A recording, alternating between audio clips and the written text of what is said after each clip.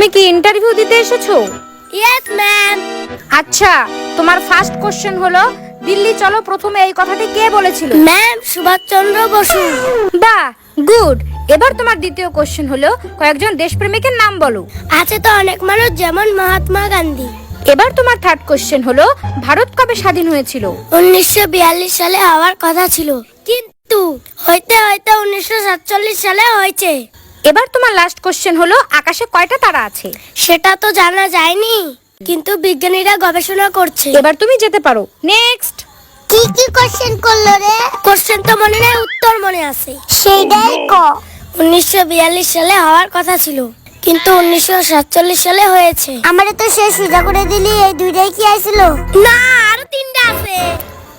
তাইলে এখনো জানা যায়নি, বিজ্ঞানীরা গবেষণা করতেছে। সুভাষচন্দ্র বসু, মহাত্মা গান্ধী। যাই ইন্টারভিউ দিয়েছি। Good afternoon ma'am. আচ্ছা, তোমার নাম কি? সুভাষচন্দ্র বসু।